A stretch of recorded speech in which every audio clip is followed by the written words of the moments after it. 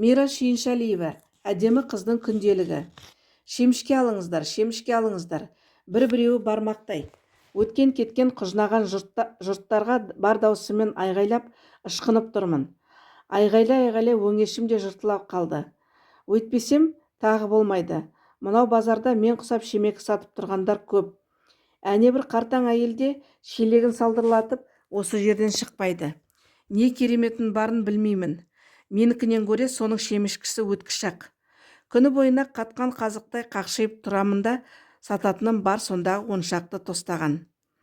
Әй, зығырданым қайнадау әбден. Осы қаптың түбін көрсетпей, үйге қайтпаспын бәлем. Шемішке алыңыздар. Кенет біреу ту сыртымнан әлдене дегендей болды. Ауыл жақтан келіп қалған тамыр таныспа деп жан-жағыма жалт қарадым. Әдемі қарындас. Жазбай таныдым. Үстінде жолақ тоны бар жартыбас ағам. Әдеміш, амансың ба? Не ғып тұрсың? Жерден жеті қоян тапқандай ол қасыма жетіп келді. Әдеміш, мені таныдың ба? Ұмытып қалған жоқсың ба? Аға, сізді танымағанда түк те өзгермепсіз, тек толықсығансыз-ау деймін. Қарындасым, ағаң қазір крупный бизнесмен. Хе. Жартыбас ағам кең күлді де, сатып тұрған шемішкенің 2-3 талын сұрамай-ақ басын шалқайтып, насыбай атқандай аузына ытқып жіберді. Ал, әдеміш, бұл не дұрыс? Осыдан басқа жөнді жұмыс таппадың ба? Тапсам, өстіп тұрамын ба? Қалаға қашан келдің? Біраздан бері осындамын. Қайда тұрып жатырсың? Нина әжейдің пәтерін жалдап. Түсінікті, деді жартыбас ағам, жауабының қанағат таппағандай ернін сылп етіп еткізіп. Оқу бітіргелі саудамен айналысып жүрсің бе? Анда-санда тиіп қашып. Күнел түс қой. Ал өзің қалайсыз өзіңіз? Райса апам сау ма? Балаңыз өсті ме? Өскенде қандай? Дірәу жігіт болды. Апаң аман. Өзім жарнама деген агенттің білдей директормын. Мықтысыз ғой, сонда не істейсіз? Жарнама іздейміз. Оны анда-мында таратамыз. Шаруа шаш-етектен. Теңгелер теңіздей төгіліп жатыр. Мына суықта базарда тұрғанша бізге неге келмейсің деп жартыбас ағам шемішкемді уыстап алып шаға бастады. Осыдан 2-3 жыл бұрын жатақханада көрші тұрғанымызда қойдан да жуас томаға тұйық еді. Қазір бұрынғы жартыбас емес. Әбден ашылып, ысылыпты. Сөйлегенде ауыз-аузына жұқпайды. Көрінгеннің бәрімен қол алысып әмпи-жәмпи. Шаруасының дөңгеленгені шиқандай бөрткен екі бетінен көрініп ақ тұр. Жартыбас ағайдың шын аты Жомарт екен. Әлгі сұраншақ баласынан естідік деп баяғыда бөлмедегі қыздар айтып отырушы еді. Әйтеуір, мен оқыған құрылыс техникумның жатақханада тұрған студенттері жартыбасты еш уақытта Жомарт деп өз атымен атағанын естігенім жоқ. Бәрі жартыбас ағай дейтұғын. Түртсе, құлап қалуға шақ жүрген Райса деген әйелі еден жуды. Оның еден жуғанын сен сұрама, мен айтпайын. Күнде кешкісін еденге шелек суды шылп еткізіп шашып жіберіп, бір тұтам шүберекпен бетін қалқып өтеді. Райса апай еден жуған мезетте дәлізге шыққанымыз аяғымызды екі жаққа керіп отыра қалушы ек. Содан айтайын дегенім, әлгі сұраншақ атанған баласын көрінген бөлменің есігін түрткілеп, бір картоп, 2-3 сәбіз, 3-4 сарымсақ сұрап кетпейтін. Ал жартыбас ағай болса, ұйқыдан басқа алмаушы еді. Тап қазір оның бөтекедей бұлтиған бетіне, аласа бойын одан сайын отырғызып, доптай домаланған денесіне қарап аң-таңмын. Қой әдеміш, осылай тұра береміз бе? Базар біткесін осы маңнан шай май ішсек қайтеді. Жөндеп сөйлесейік екеуміз, деді жартыбас ағай. Жарайды, 5-тен кейін, дедім, қол сағатыма қарап. Аяғым қатып қалды. Базардың ішіне кіріп жылынып шығайын деп, шемішкемде әншейін шағып тауса жаздаған жартыбас ағам бүрсеңдей ала жөнелді. Бұл кім өзі деп, ол кеткен бойда қасымдағы Роза деген келіншек. Өзі тоңғақ екен, бірақ қара жаяуға ұқсамайды. Анау сөмкесі де торсиып, іші толған доллар шығар. Жарнама агентінің директорымын дейді. Студент кезден танысым еді. Мұндай таныстан кісі айырыла ма? Сұрашы, мүмкін маған да агентінен жұмыс табылып қалар. әуелі өзім тауып алайын. Сосын деп мен мұрнымның астынан міңгірете қалдым. Ішімді кездейсоқ қызғаныштың қызыл ала иті жалап өткендей болды. Сен далада қалмассың-ау, мына мен болмасам. Елуге келген сыпырғыш ұстап қалған. Осы күні мен түгілі мына сыпырғыш та өтуден қалды. Білмеймін, осы жұрт үй сыпырмай ма деп Роза күңкілдеді. Әй, мен құсап әжетхананың қағазын неге сатпайсыңдар? Ендігі қыруар ақшаның астына қалатын едіңдер. Менікі өткіш деп, оң жағымдағы Лариса кекесін мысқылмен миығынан күлді. Сөйтіп, бір-бірімізді ала қалжыңға айналдырып тұрғанда, ентігіп Жартыбас ағамда келіп қалды. Көп ұзамай біз асханаға бардық. Ыстық сорпа ішіп, қол-аяғыма қан жүгірген соң, Жартыбас ағамның тоқтаусыз сауалына жауап бере бастадым. Сонымен күнне қанша табасың? Шемішкеден не оңды пайда болсын? Онда не ғып тұрсың? Тоңып, шашырап. Айттым ғой, тек күн өлтісі үшін. Өстіп шемішке сата беремісің? Білмейм, ауылға неге бармайсың? Әке-шешеме масыл болғым келмейді. Ауылда да жұмыс жоқ қой. Тәк, мүмкін бізге келерсің.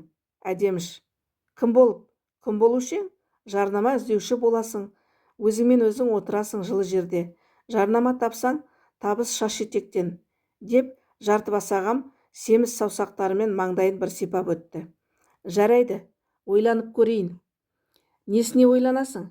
Шемекіден кем жұмыс істермін деп қорқып тұрсың ба? Саспа, жаман ағаң сені жерге тастамайды. Әдеміш, айтпады деме, көзің шайдай ашылады. Жап-жас болып шемішке сатама кісі. Егер сенің орныңда болсам, мұндай нәрсені бір күнде істемес едім. Басқа таныстарыңнан ұят емес пе? Базарда мөлейіп тұрады деген не? Жартыбас ағам осылай ақылын үйіп төкті. Мен амалсыз келістім. Ойда жоқта сәтін салған жұмыстың құйрығынан ұстап қалуға тырыстым. Қалтамда техникум болса да қатырма қағазым бар емес пе? Кеңсе жылы жерде отырмайтындай кімнен кеммін? Есіктен кіреберістен осы жаңалығымды Нина әжейге жеткіздім. Ол едәуір қуаныпты. Оған да көбірек тиын-тебен тауып пәтерінің ақшасын төлегенім тәуір емес пе? Сол күні түнімен дөңбекшіп, ұйқым шайдай ашылды. Қиял шіркін мұнша тәтті болар ма? Екі иығыма құстың қанатын ілдім де, жер жаһанды аппақ арманмен бірге шарлай бердім. Ақыр базармен қош айтыстым. Құмырсқадай құнжылған жерден кеткенше асықтым. Білем, әйтеуір шаққа құтылдым. Араға 2 күн салып, булочка дүкенінің маңындағы кеңсеге келдім. Ақ шатырлы, бір қабатты шағындау үй Жартыбас ағамның агентін әзер таптым. Қиқа-шиқа ағаш баспалдақтармен төмен қарай сырғып келе жатырып, көзім жарнама агенттігі дегенге ақ қағазға түсті. Етігімнің табанын жабысқан жұмсақ қарды қағып, сілкіп есікті аштым. Мені көріп, Жартыбас ағам орнынан ұшып тұрды. Әдеміш, амансың ба? Келдің ба?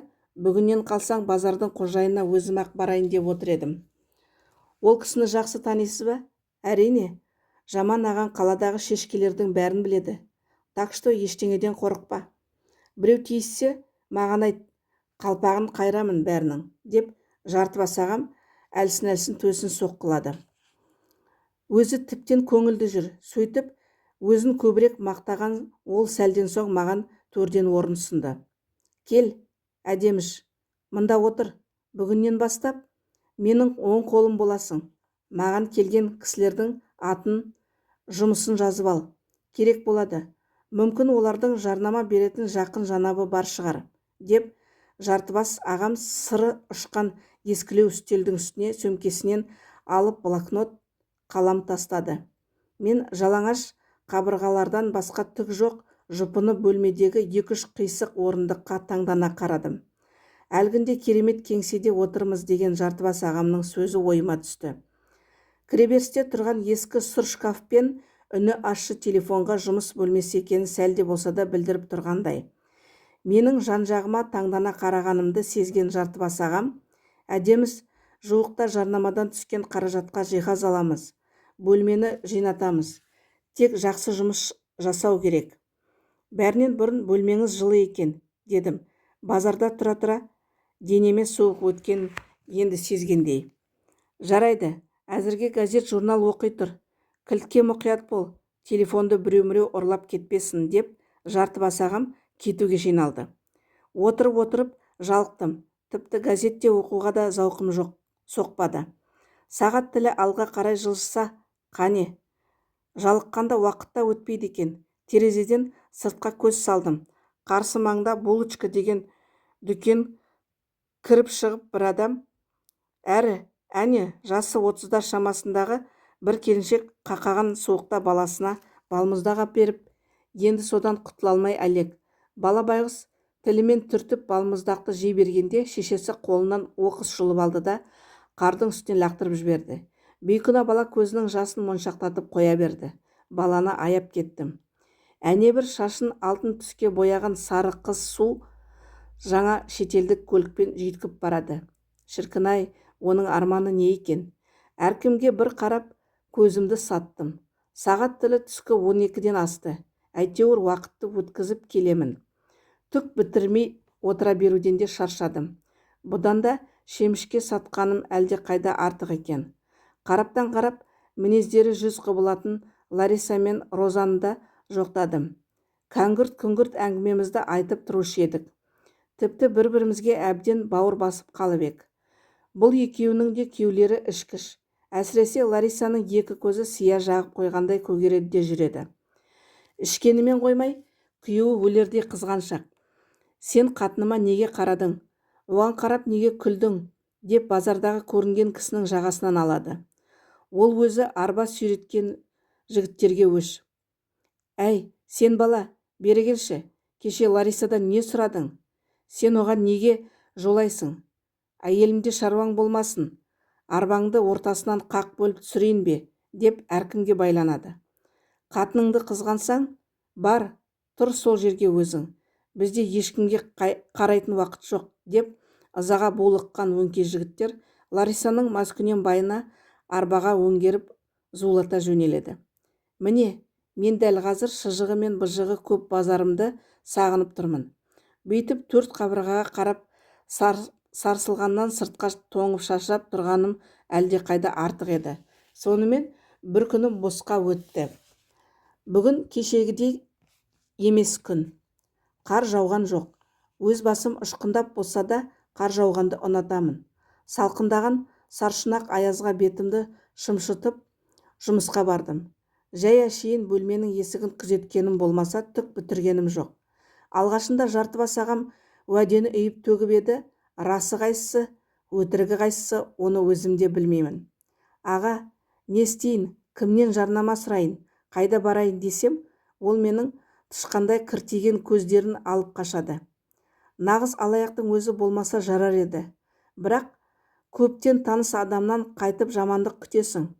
Өз ойымен өзім осылайша арпалысып отырғанымда, кенет сыртқы есіктен біреу қаттырақ ашып жапты. Бұл кім? Деп мойнымды соза бергенінде, орта жастағы бөтен ер адам алқынып-жұлқынып ішке кіріп келді. Қыз қайда? Әлгі қыз қайда? Деді. Ол ай-шайға қарамастан даусын көтеріп. Шығар бері, көрсетейін оған алдағанды.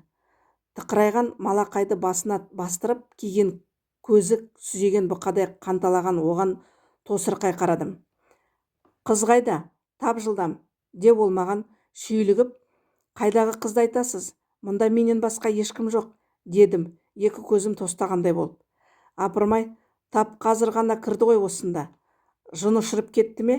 Шайтан ба әлде? Пері ме? Не қылған қыз өзі? Көзімен көрдім осында кіргенін, деп ол енді қисық үстелдің астын бір сүзіп шықты. Дәліз бойында қатарласып тұрған 4-5 есікті тұтқасын жұлып ала жаздады. Бірақ ұры іздеген иттен қанша тіміскілегенмен керек адамын таппай әуре. Қайда ұшып кетті әлгі қыз? Сіз кім боласыз? Іздеген қызыңыздың аты кім? Осында кіргені рас па? Мен таксистпін. Оның атын сұрады дейсің бе? Көлігімді осы тұстан тоқтатты да, аға ақшам іште қалып қойыпты, қазір алып шығайын деп тұра жүгірді. Содан күтіп тұрмын. Қыз да жоқ, ақша да жоқ. Иттен жаралғанның қай тесікке кіріп кеткенін. Мүмкін қарсы беттегі дүкенге бұрылған шығар. Жоқ, өз көзіммен көрдім ғой. Осында кірді. Осында, не де болса да бір жерде тығылып тұр ол оңбаған. Білмеймін, мұнда сізден басқа ешкім кірмеген секілді. Көрсең айт, оны бәрібір таппай қоймаймын. Үстіндегі киімін де жаттап алдым. Киімі қандай еді? Түлкінің терісінен тігілген сары тоны бар. Бойы аласа келген қара қыз. Қолыма түсерсің, бәлем, көрсетермін сонда алдағанды. Бұрқ-сарқ қайнаған таксист есікті қаттырақ жауып, бөлмеден шығып кетті. Түсім бе, әлде өңім бе деп орындығыма сылқ еттім.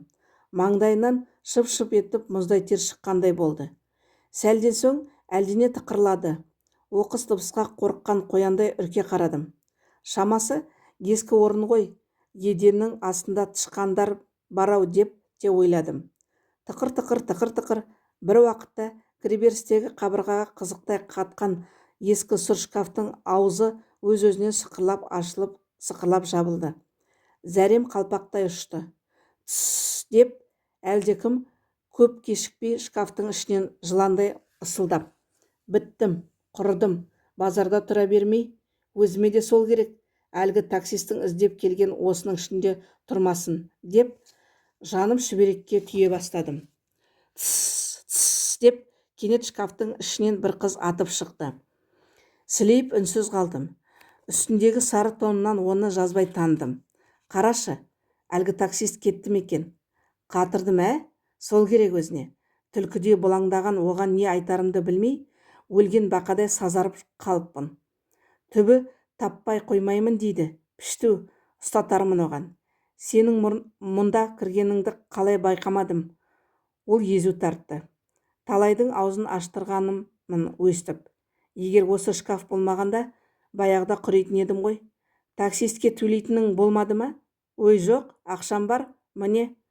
Ол қалың тонның ішкі қалтасынан 200-500 теңгелерін көрсетті. Онда неге төлемедің? Мұндай таксистерді жартыбас екеуміз ылғида алдаймыз. Осыдан ұстап алса, қайтесің? Саспа, жартыбас тұрғанда маған ешкім тиіспейді. Ол ағайды жақсы танисың ба? Ой, соғанда ағай дейтін біреу бар екен-ау. Сені мұнда алып келген жартыбас шығар. Иә, осында жұмыс бар деген соң. Түсінікті. Жартыбастың шақыруымен талайлар келіп кетті ғой мұнда. Олар жарнамадан қанша тапты? О жағын Жалтекеңнің өзінен сұрамасаң, мен білмеймін. Шегелеп қойған табыс жоқ қой бұл жерде. Өзің иненің көзіндей өтіп тұрған екенсің. Саспа, бір жөні болар. Атың кім айтпақшы? Әдемі. Әдемі, өзіңде атыңда әдемі екен. Ал мен Анка десең жетіп жатыр. Ауылдан келгенде шынатым Айымгүл еді. Жалтекең біздің ат қоюға шебер ғой. Қолына түскен соң Анка болып шыға келдім. Байқа, саған да басқа ат қойып жүрмесін, деп ол ашық жарқын сөйледі. Қай жерден едің? Жүзің таныс секілді, дедім. Анканың кісі жақтырмайтын мінезін іштей ұнаттым. Басқа облыстамын. Әкем жоқ, шешем бар. Қазір аға жеңгемнің қолында тұрады. Өзім баяғыда әртіс болуды армандап едім. Бірақ оқуға түсе алмай, сосын осында қалып қойдым. Деп Анка әлденеден қапы қалғандай қабағын шытты. Жассың ғой, әлі түсерсің, дедім, оның қабағындағы кірбіңге түспей. Үйдегілер мені әртіс болады деуші еді. Қайдағым, көрмейсің бе, таксистерді алдап өмірдің әртісі болып жүргенімді.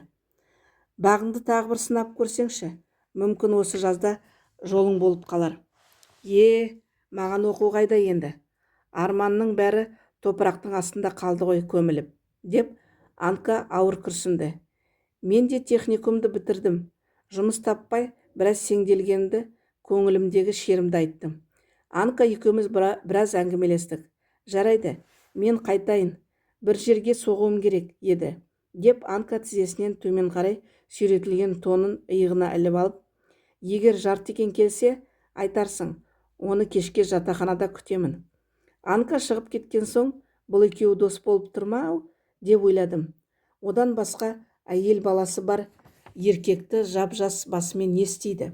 Анка жартыбас ағайдың кісі қызығатындай ұсқыны да онша емес.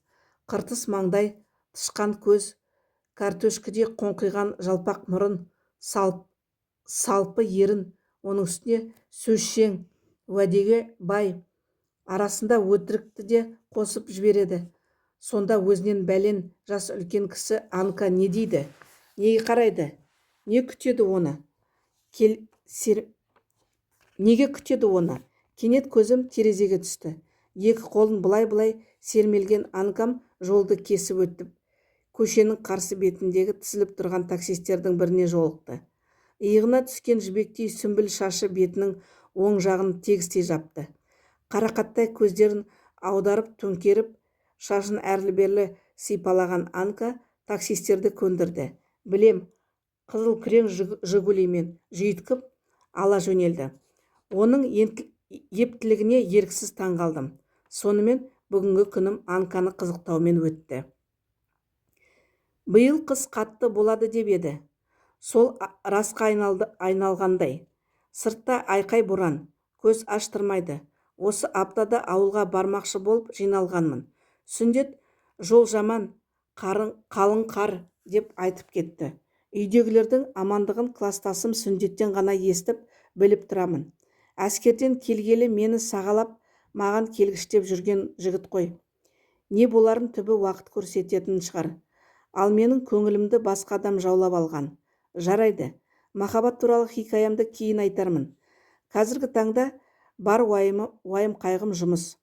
Жартыбас көкем түбінде бір жарылқар деген сығыр үміттің көңілімен сығалайды.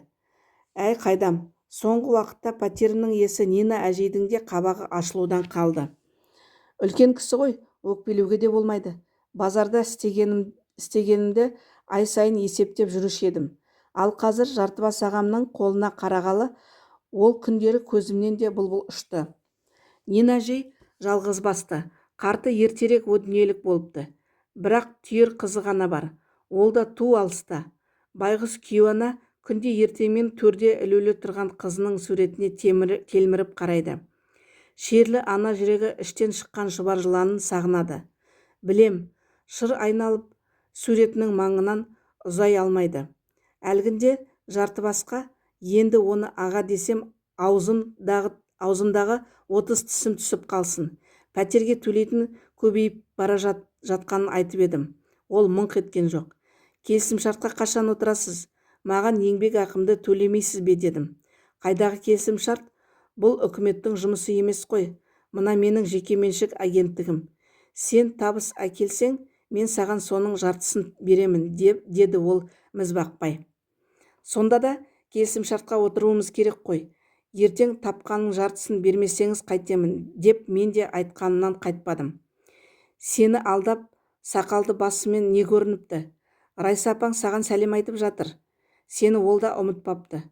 Так что, жаман ағаңа сен, бәрі жақсы болады, деді ол құрғақ уәдемен ішімді кептіріп. Бұдан шемішкем тәуірлеу екен. Тоңбақ түгілі үсіп өлсем де базарыма кейін бармасам, деп қыстыға түстім. Осындай жылы орыннан кісі безем екен. Ақылың қайда? Әдеміш, саған жарнама іздеп керек емес. Сенің өзің жарнамасың, деп Жартыбас мені алдап сулады. Жарнама сұрайтын жерге өзім жіберемін, деп едіңіз ғой әлгінде. Бірақ ол да жоқ. Бостан-босқа жүре беруден шаршадым. Сәл шыдай тұр. Әдеміш, бәрі жақсы болады. Айтпақшы, сені Қуатбек Турашевичке жұмсайыншы. Сендей сұлу қыздың көргенде ол жарнамадан бұрын қолындағы барында берер, деп кеңк-кеңк күлген Жартыбас сол бойда жылтыраған тілдей қағазды ұстата салды. Бұл кісі мені қабылдай ма? Дедім, қағазға жазылған қызметінен шошып кетіп. Неге қабылдамасын? Қабылдайды. Жарнама сұрауға келдім десең, ар жағын өзі түсінеді, деп сөзінің соңын сүйірқұйымшақтан ол тышқан өздерін сығырайта түсті.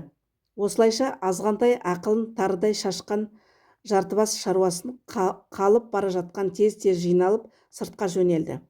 Оның анда-санда жылт етіп көрінгені болмаса, қасына Анканы ертеді де шу қарағай үшті-күйлі жоғалады. Қайда барады, не істейді, Бұ жағы маған беймәлім.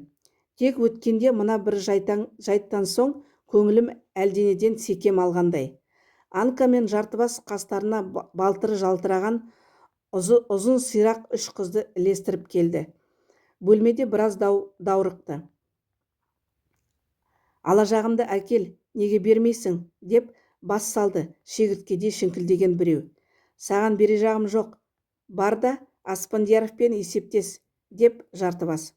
Аспандияров сенімен де саунаға түсті ме? Ол өткенде де мені де шақырып еді. Подлец нағыз, сары шошқа, деді даусы қарлыққан біреу. Аспандияровтан ала алмаған өштеріңді Жалтекеңнен алғыларың келе ме? Қане, доғарыңдар. Ұрыс керісті. Әуелі есептесіп алайық. Оған неге жоладыңдар? Сендерді тісқаққан деп жүрсек, деп Анка қыздарды тойтарып тастады. Төлемесең, төлеме, бізге қызығатындар көп. Соларға барамыз, деп әлгі үшеуі іштен жұлқынып шықты.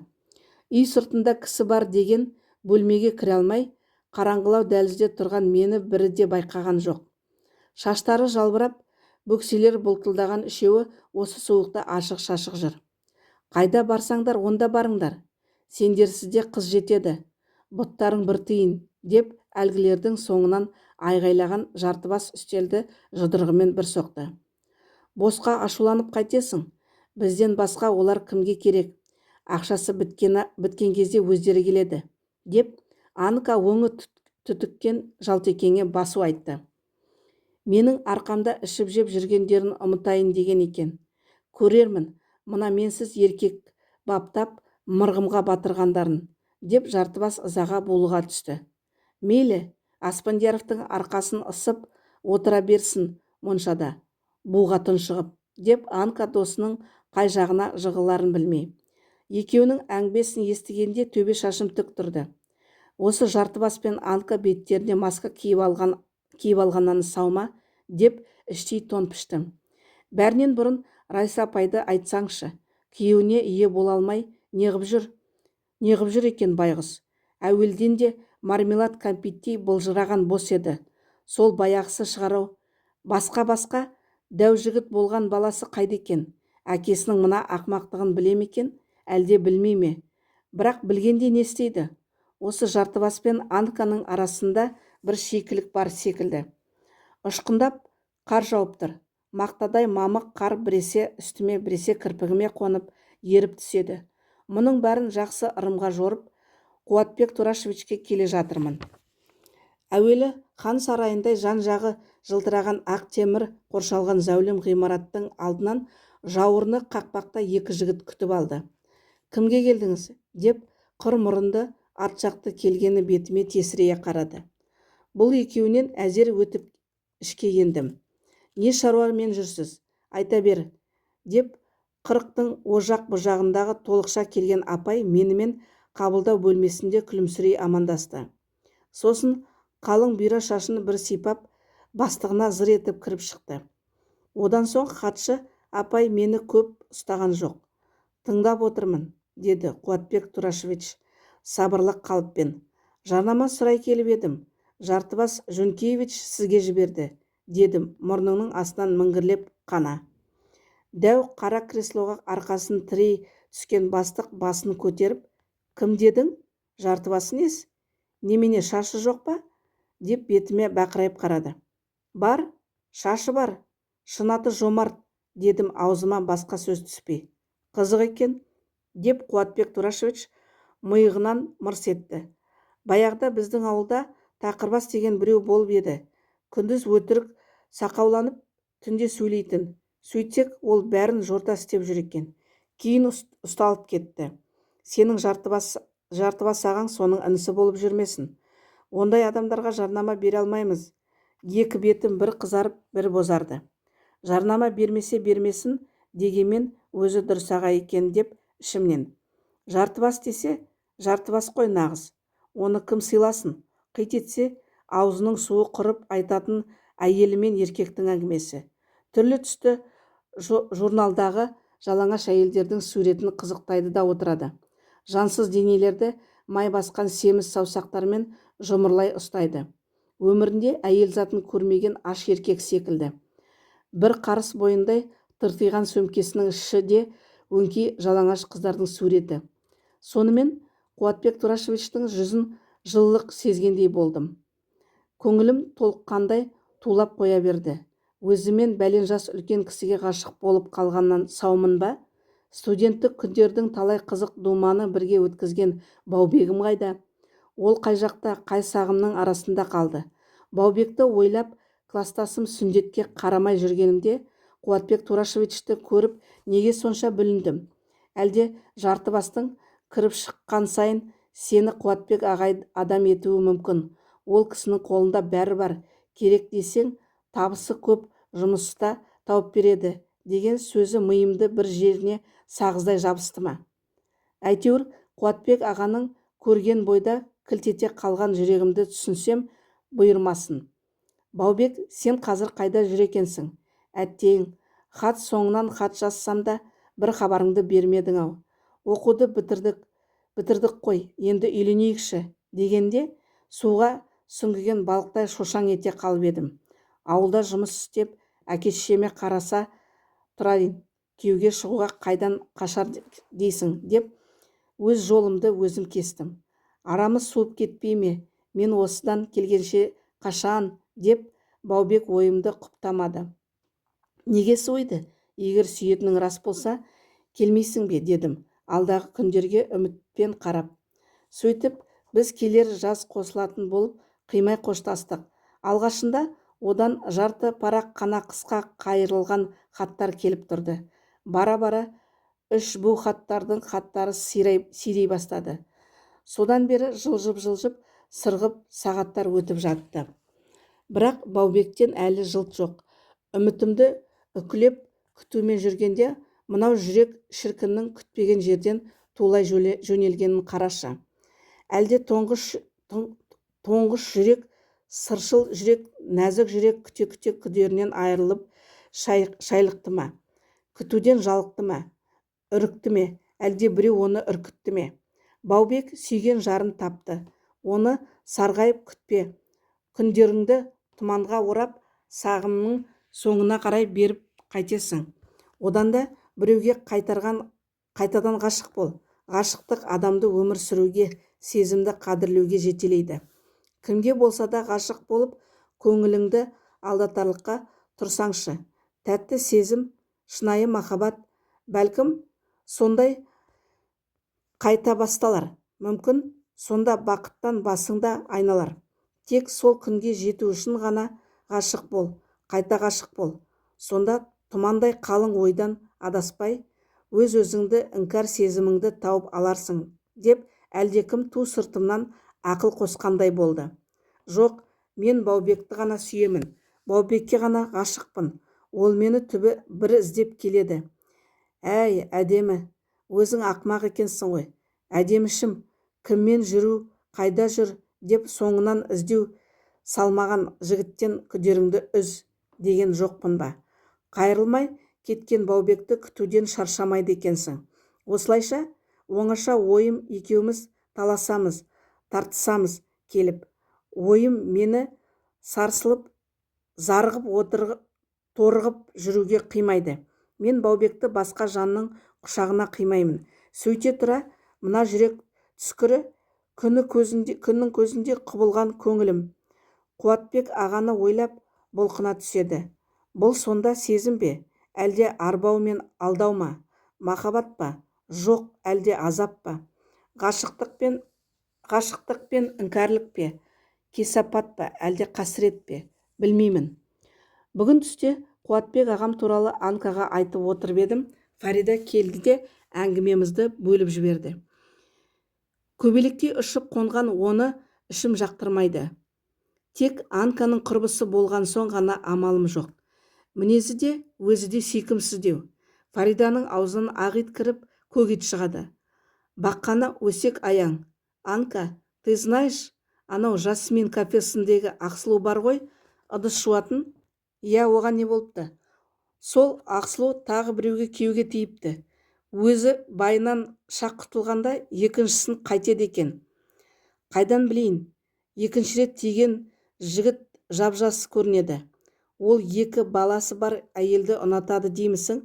Меніңше Ақсұлудың үйіне қызығатын секілді, деп Фарида өсектің түр-түрін аңқытты. Қол сөмкесінен темекісін алып тұтатып біреуін Анкаға берді. Бәлем, күйеуімді тырп еткізбей ұстаймын. Ақсұлу құсап бір байдан бір байға тигенше, деп Фарида темекісін ширата тартты. Кезінде мен де осылай дегенмін. Ал қазір, деп Анка сөзінің соңын кілт үзіп жіберді. Оның неден тепершіп көріп жүргенін түсінбедім. Су құйылмай солып бара жатқан гүлдей беймаза жүзінен мұң сездім. Фаридаға лесіп қит етсе шылым шегеді. Анканың темекіге әуестігін бұрын соңды байқамаған едім. Көк түтін бөлме ішінде сағымның соңынан құйғандай. Қуатбек ағамды ойлай бердім. Оның езу тартып күлгені, сабырлы қалпы өзіне жақын тарта түсті. Анка, осы мен Қуатбек Турашевичке ғашық болып қалған секілдімін. Ойымнан шықпайды, дедім. Фарида кеткен бойда манағы әңгімемді қайтадан жалғап. Қойшы, сен де қай-қайдағыны айтады екенсің. Оны қайтесің сүндет тұрғанда, деді Анка мұрнын тыржитып. Сүндетті ұнатпаймын. Сонда ұнатқан адамың Қуатбек Турашевич пе? Баубек деп жүріп, ақыры шалға ғашық болғаның ба? Мен сен болсам, сүндетке күйеуге шығып, баламды туып отырар едім. Әттең, маған тап болмайды ғой сүндеттей жігіттер. Әйтпесе, деп Анка күрсініп қоя берді. Қартайып тұрғандай, бұ не дегенің? Егер Зәуреш апам тірі болса ғой, ауылға тартып тұрып, өзімен түйедей құрдас біреуге шығар едім. Ол кім Зәуреш деген апаң? Жоқ, көршім ғой. Соған басынан бастап айтайыншы, деп Анка қасыма жақындады. Мен оны тыңдай түстім. Біздің ауылда Зәуреш деген апай болды. Өзі өте әдемі. Осындай қысты күні аяғына қып-қызыл етік киіп, күйеуін қолтықтап қонаққа баратын. Зәуреш апа мені бала кезімнен жақсы көрді. Шешем одан мені қызғанып, Зәурештің етегі қанамаған. Ол сені қыз етіп алайын деп жүр. Ол үйге бара берме, деп жиі ұрсатын. Үйдегілердің айғайын елемей қайта Зәуреш апайға бауыр басып кеттім. Ол да қолына түскен тәттісін менің аузыма тосатын. Сол үйдегі дәу қара мысық та менің сыңарымдай еді. Жүні қоянның терісіндей үлпілдеген мысығын Зәуреш апа қайда барса да қасынан тастамайтын. Содан күндердің бір күнінде күйеуі Хисмет ағай қайтыс болды. Бәлендей бөлмелі үйде Зәуреш апа мысығын құшақтап жалғыз қалды. Ес көріп, түнде мысықпен ұйықтайтындай шығарды. Мысық асырағанша біреуден бала асырап алсаңшы, деп көршілер талай айтты. Бірақ Зәуреш апай ешкімге құлақ тоспады. Бір күні кеште шай ішіп отырғанымызда күтпеген жерден Зәуреш апа сылқ етіп жастыққа қисая кетті. Қорыққаннан апамды шақырып келдім. 5-6 әйел қастарына дәрігерді алып жүгіре жетті. Аздап қан қысымы көтеріліпті, деп дәрігерлер жамбасына ине салды. Түнде жалғыз өзің қорқасың, біз осында бола тұрайық, деді әйелдер жағы басын сүйеп. Мысығым ес болды ғой, жаным Хисметтен артық па? Өлсем қасына апарып көме саларсыңдар, деп Зәуреш апа тістене қалды. Оның құрбақадай көгерген өңінен әлдекімге деген ашу-ыза байқалды. Мүмкін бір сәбиге зар еткен тағдырына ызаланған шығар. Арада 3-4 күн өтті. Көршілер қорадағы қой ешкісін қарасып тұрды. Зәуреш апа тас бүркеніп жатқан күйі жата түсті. Бүгін ерінің ағарып, өңің қашып тұр ғой, қасыңа қонсақ қайтеді, деді апам бір кезде бір кесе шайды әзер ұрттатып. Тәуір болсам, басымды көтеріп малға өзім шығармын. Маған алаң болма, деп баяғы мысығын құшақтап қала берді. Ертеңіне ол малға тұрмады. Түс болды. Күнде ысыды. Мен Зәуреш апаның үйіне бір айналып өттім. Тым-тырыс, есікті тырнап, мысықты да мияуламайды.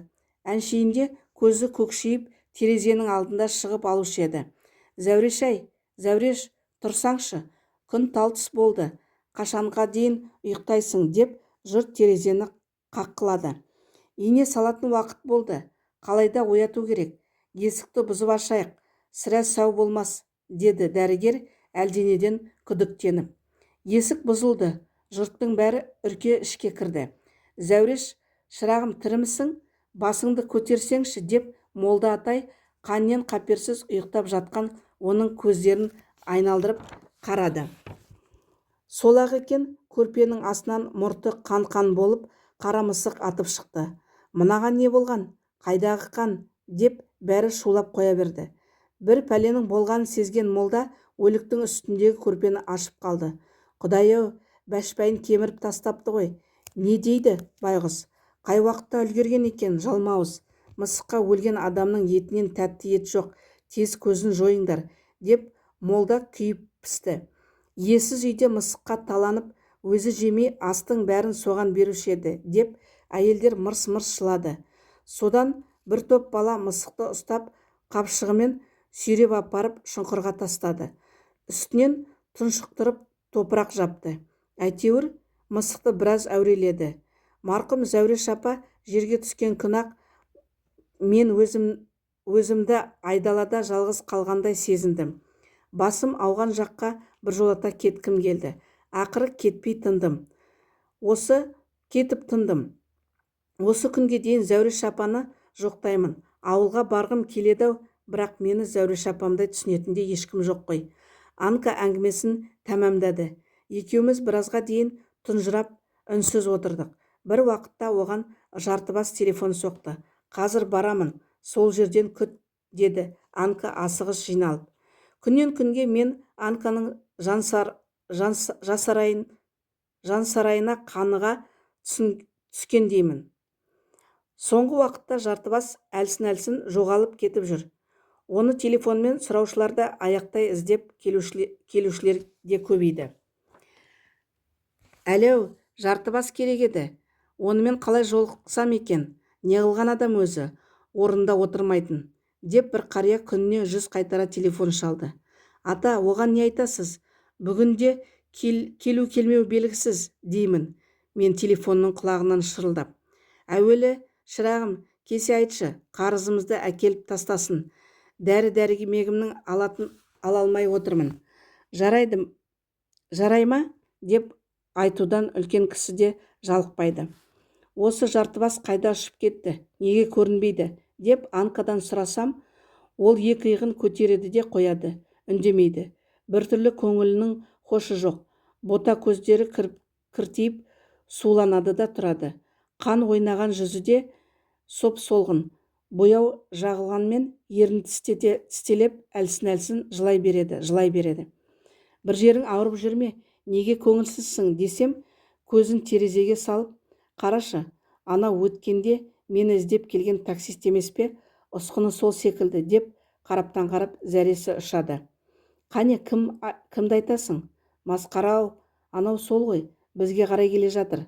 Мен тығыла тұрайын, деп Анка үйреншікті шкафына зып берді. Шынымен де өткенде бейтаныс біреу ішке кіріп келді. Жартыбас қайда? Жұмыста ма? Деп екі ер адам мені қыспаққа алды. Қайда екенін білесің бе? Жоқ, оның үйі қай жақта? Білмеймін. Енді қайдан іздесек екен? Қайткенде табу керек. Осыдан ұстатпай қойса қайтеміз, деп бір-біріне сұраулы жүзбен қараған екеуі қайтадан маған шүйлікті. Сен, қыз, неге жөніңді айтпайсың? Шамасы Жартыбастың бірдеңесі шығарсың. Оның бәлен қатыны бар деп естіп едік.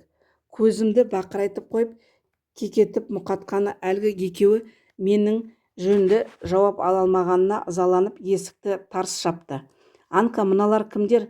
Айран ішкен құтылып, шелек жалаған тұтылады деген осы болар.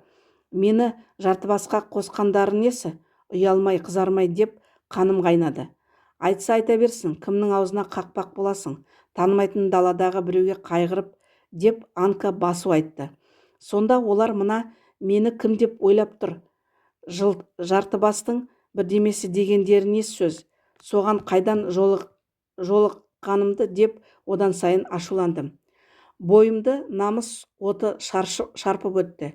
Сүндетке күйеуге шық деп қақсап жүргенім сол емес пе? Осылай состиып жүре бересің бе? Олар сені жартыбасқа тигізіп те қояды.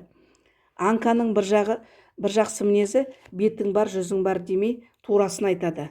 Мына мен құсап жіпсіз байланғың келмесе, сүндеттен айрылма. Көрде тұр, жартыбас саған көк тиын да татырмайды. Енді ол келе ме келмей ме деді. Анка ерні тістей қойды. Әрі қарай қазбалап одан ештеңе сұрамадым. Өз ойым әурелене түстім. Кеше сүндет тағы келді. Нина әжейдің баласы болуға айналды әбден. Екеуі әңгімелесіп шай ішеді. Келген сайын сүндетте құр келмейді. Баяғы тиын-тебенсіз жүрген мені аяп сорпалық ет әкеледі. Нина әжейдің көңілі жібіп сала береді. Ал мен болсам айналайын Қуатбек ағаны іздеймін. Миымның құртын жеп, сөлін сорған құр ойдан қайтып араларымды білмеймін. Талай-талай асау арманның биігіне жетелеп шығарған Баубектен де мүлдем хабар жоқ. Сірә оның көңілі менен әбден суыған шығар. Әйтпесе бір сыбыс берер уақыты баяғыда болған жоқ па? Қасымнан шыр айналып шықпай жүрген сүндеттің сезіміне басымды иейм десем беймәлім. Күш кейін қарай тартады да тұрады. Екеуміздің арамызды үлкен бөгет әлі күнге бөліп жатқандай.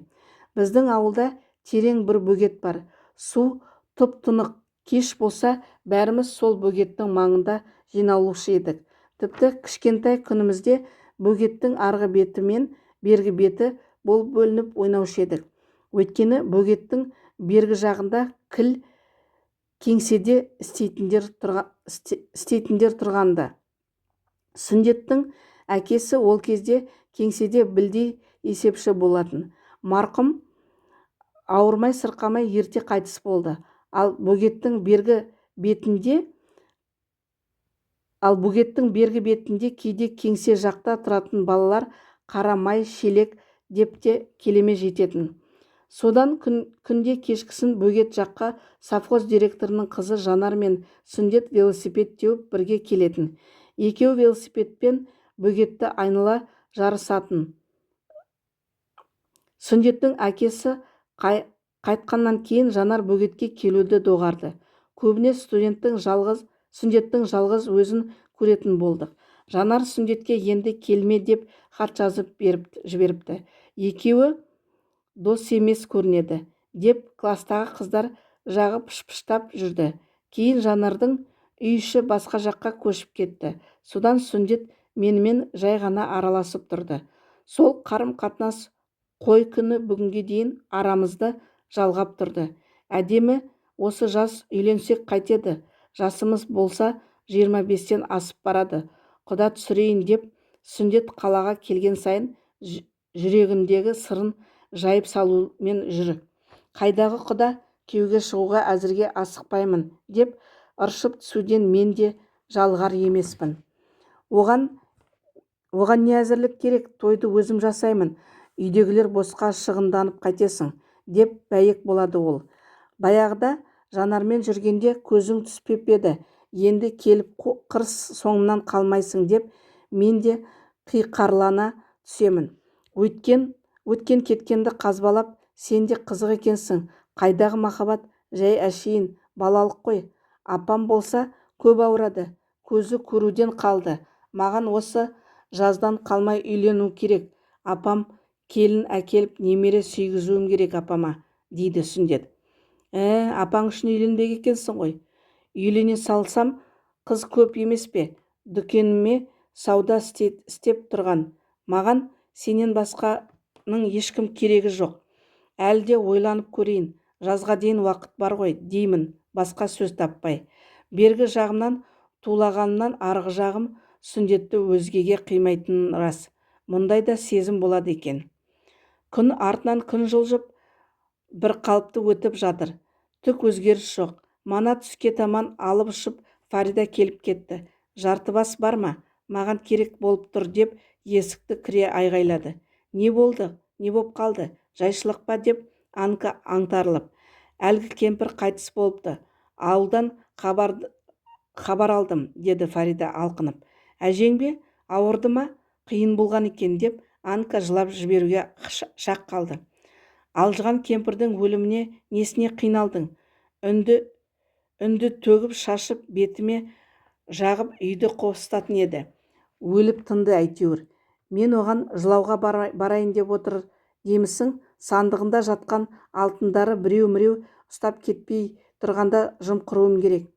Немене? Әжеңді көнбей жатып сандығын қопарасың ба?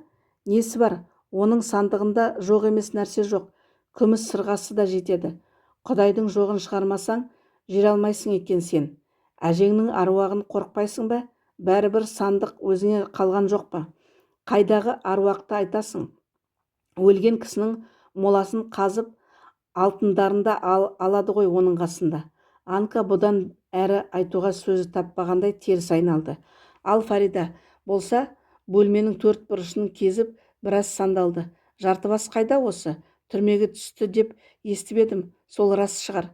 Енді бір көрінетін уақыты болды ғой, деп Фарида бізге сұраулы жүзбен қарады. Анка да, мен де үндеген жоқпын. Жартыбастан ақша алып, таксимен баруым керек ауылға. Автобустар шұбырып жатқан жоқ па? Мына тұрған жерге не такси керек, дедім қарап отырып. Шаң-шаң, мыж-мыж болып автобуспен түсіп жатсам сол, құрсыншы, манадан басымды қатырғанша Эдикке неге айтпаймын, деп Фарида телефонға жармасты. Алло, Эдик, бұл мен ғой, Фарида. Бүгін қалайда үйге апарып тасташы. Бабушка өліп қалыпты. Тез баруым керек. Эдик келісті. Білем, Фариданың көздері жайнап шыға келді. Ура! Ақ күрткем мен ақ етігімді киіп, Эдиктің джипінен түссе қалайын бәлем. Ауылдағылар қатындар аузын ашсын, деп ол қуанғаннан темекісін тұтатты. Фарида кеткен соң Анкадан баяғы Жартыбасты қазбалап қайта сұрадым. Фарида өтірік айта береді. Егер түрмеге түссе, алдымен маған хабар беру керек қой. Шығарып ал деген хат жазатын бар еді. Жартыбас бұрында түрмеге түсті ме? Талай қамалып, талай шыққан жер ғой. Мәссаған, онысы маған неге ертерек айтпадың? Сен не істейсің? Жартыбасты түзейсің бе? Жоқ, мен оған сеніп жұмыс істеп жүрсем, онысын білмегенде шемішкемді сатсамшы. Айтқан тілді алып жүрсің бе? Жартыбастан түк шықпайды. Сүндетке тұрмысқа шық, босқа уақыт өткізбе деуден кенде емеспін ғой. Ал деп Анка өзімен өкпеледі. Енді қайттым. Егер ол түрмеде жатса, мен не істеймін? 3 айдан бері бостан-босқа бөлме күзетіп отырмын ба? Ойбайладым. Қайта оның қолына құжаттарымды беріп қоймағаныма шүкір. Қуырдақтың көкесі сонда болатын еді. Көктем шығып, күн жылынғалы, Сүндет қалаға жиі қатынап жүр.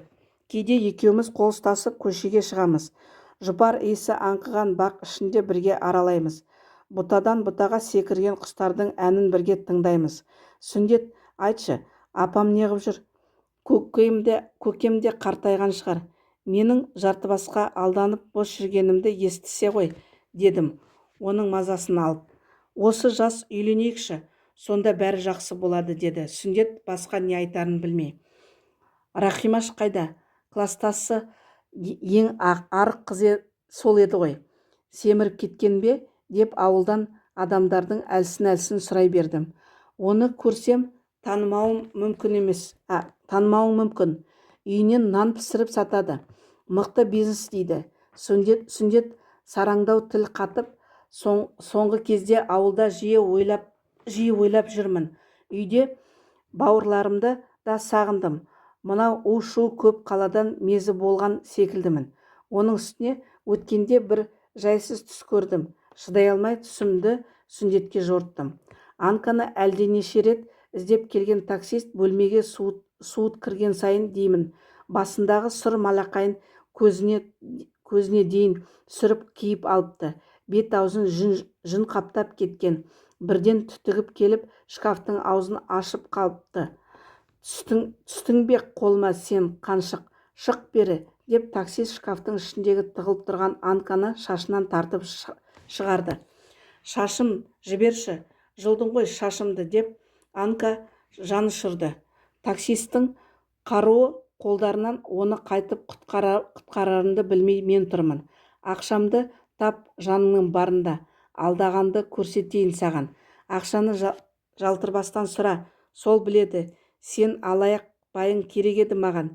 Түрмеге қаматамын мен оны. Жіберші шашымды, тартпай, жібер.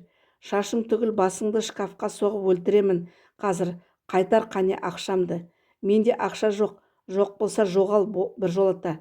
Міне саған алдағанның көкесі. Шашым, аллай, шашым. Сөйткенше болмай Анканың басы шкафқа сарт-сарт соғылды. Мұрнынан қызыл күрең қан ытқып қоя берді. Көздері қанталап, қолы қанға боялған таксист одан өшін әбден қайтарғандай лезде жоқ болып кетті. Анка, тірісің бе? Айтшы, тірісің бе? Қазір доғдырлар шақыртайын деп біресе телефонға жармастым, біресе оның басынан сүйедім. Сөйтіп жанталасып жатып шошып ояндым. Жартыбас түрмеге түсіпті, деді Анка бүгін жұмысқа келген бойда. Түнеугені Фариданың айтқаны рас болған ғой. Кімнен естідің, дедім, жүрегім аузыма тығылып. Кеште әйелі келіп айтып кетті. Біреулерден оған жартыбас хат беріп жіберіпті. Райса апай сені қайдан біледі? Неге білмесін? Мен жартыбастың екінші әйелімін ғой. Не дейсің? Қайдағы әйелі? Онымен некеге тұрып едің? Қазір некесізде екінші, үшінші әйелді бола бермей ме? Сенен несін жасырайын? Әдеміш, жартыбас екеуміз бірге тұрғанымызға 3 жыл болды.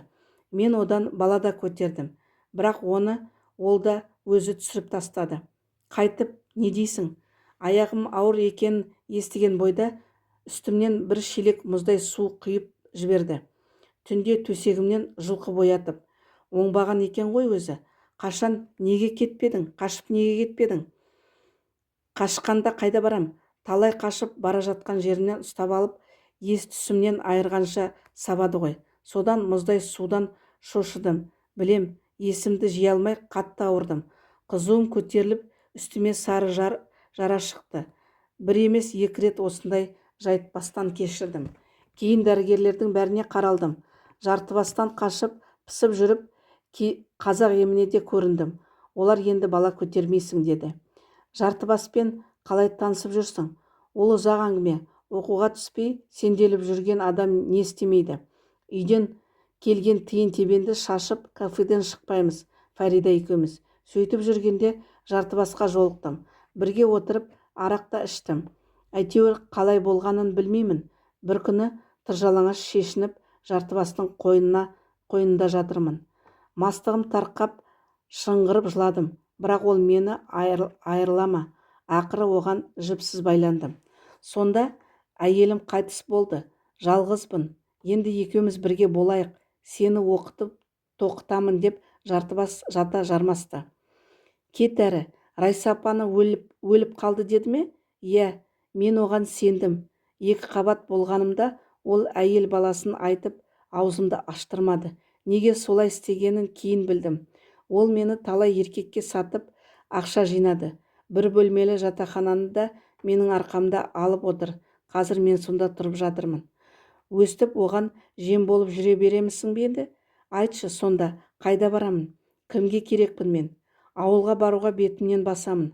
Ол жақтағылар мені мұнда не істеп жүргенімді білмейді деймісің? Әттең, Зәуреш апам тірі болса ғой. Анка қыстығып жылады. Сонда жартыбас түрмеге не үшін түсіпті? Пойызға қыз сатып жүріп ұсталыпты. Қайдағы қыз? Өзіңде талай сезген шығарсың. Екеуміз біраз қыздың обалына қалдық қой. Әдеміш көрінген ит пен құсқа өзімде жем болдым. Олар да жем болды. Бәрін бүлдірген жартыбас түрменің түбінде шіріп мен ғой, ол өзінің жақын қарындасында көрінген еркекпен астына салды. Астапыралла, жартыбас нағыз сутенер екен ғой, білмей жүрсем. Бәсе, сүндет оны жақтырмайтын еді-ау. Жартыбастың айласы жетеді. Саған сүндеттен айырылма деп жүргенім сол ғой. өстіп жүре берсең, ол бетсіз айтпады деме, саған да тиіседі. Сені Қуатбек Турашевичке босқа жіберіп жүр деймісің? Оның жұмысы жалған жарнама сұратып қыз сату. Ертең сүндет келеді, кілтті әйеліне берейік те біздің ауылға кетейік. Ол бір жағынан шыққанша менің қасымда бола тұр, дедім, Анканы жартыбастан біржолата құтқарудың қамын ойлап. Жоқ, мен ешқайда бармаймын. Беті ашылған әйел кімге керек дейсің? Енді байға тиіп бақытты бола алмаспын, деп Анка күрсіне берді. Таксистерден сақ болшы, дедім. Түнеугіні көрген қорқынышты түсімді оған жаймен жеткіздім. Таксистің шашымнан тартқан қызыл күрең қан бәлки осыған көрінген шығар. Не де болса да, соның бәрі жалтырбаспен кетсе екен, деді Анка бота көздері жасаурап. Мен жартыбасты одан сайын жек көріп кеттім. Оның екіжүзділігін жүрегім айнып құсқым келді. Адам аласы ішінде, мал аласы сыртында деген рас екен-ау. Есімді тез жидым. Осыдан түрмеден шықсын бәлем, бетіме былш еткізіп түкіретін болам. Жоқ, сау басыма сақина тілеп, не жыным бар. Одан аман-есен құтылғаным шүкіршілік етейін. Жаны бар адам енді жартыбасқа жолай ма? Осылай деп іштей өз-өзіме басу айтқанмен қаным қайнап барады.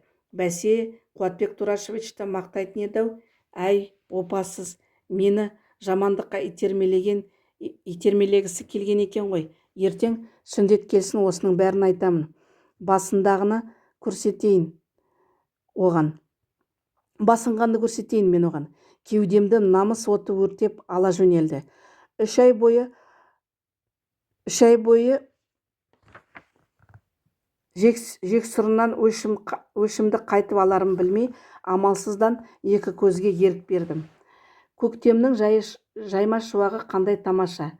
Шіркін, менің көңілім күйімді күнде бүгін құлпыртып тұр. Бұйыртса, түстен кейін ауылға кетемін.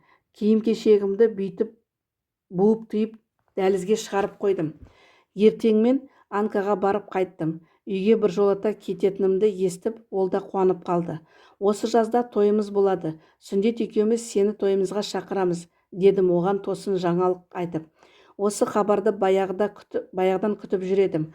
Бақытты болыңдар, мен бара алмаспын, деп мұңайды Анка. Әлгі жартыбасты алып шығуға көп ақша қажет. Жалдайтын адамым жоқ. Не істерімді білмей отырмын. Оны құтқарып не шаруаң бар? Осыдан көмектеспесем, бәрібір қыр соңымнан қалмайды ғой. Анканы аяп кеттім. Ауылға қайт, өз жолыңды тап, деп осыншалықты айттым. Бірақ ол көнбеді. Мүмкін бара бәрінен де түсінетін шығар. Жақсы, әдемі, сау бол, жолдарың болсын, сүндетке сәлем айт, деп Анка менімен жылы қоштасты. Мен сыртқа шыққан бойда ол бөлменің есігін ішін кілттеп алды. Оның таксистерді күдіктене бастағанын білдім. Анка енді ешкімді алдамай, жартыбаспен тез арада құтылса екен. Жаяулап базарға да соқтым. Әрбір дүңгіршектің тұсынан өзімен бірге істеген Роза мен Ларисаларды іздедім. Көзіме түспеді. Бәлкім шаруаларын дөңгелетіп, екеуі екі жаққа тайып тұрған шығар. Кім біледі? Сұйық май сатып жатқан жерде де шектей созылған кезек. Бір-бірімен иық тіресіп даурыққан бір адам. Құмырсқадай құжынаған базардан әрең дегенде сытылып шықтым. Міне, қаладан тапқаным да, көріп білгенім де осы. Бәріне көзім кештеу жетті. Әне, ауланың алдында сүндеттің машинасы келіп тұрды. Бүкшеңдеген Нина әже қақпаны ашуға кетіп барады. Кешеден бері мені қимай көңілсіз жүр. Қанша уақыт бір-бірімізге үйренісіп қалдық. Жексұрын жартыбасқа қарағанда Нина әжейдің адамдығы мол екен. Оған қиын қыстау кезде көзім талай жетті. Әже, әдемі екеуміз сізді тойымызға алып кетеміз. Тәтті көйлегіңізді әзірлей беріңіз. Төрде отырасыз, төс жеп қонақ боласыз, деп сүндет ауылына басына көтеріп айғайлап жүр. Түсінсін, түсінбесін, Нина әже езу тартып басын шұлғи береді. Ал менің қуанышым қойныма сияр емес. Осымен күнделігіме нүкте қойдым. Талай тарығып жабыққанда зарығып қамыққанда, жағаға алып шыққанда күнделігім ғой бұл. Менің күнделігім. Қош күнделік.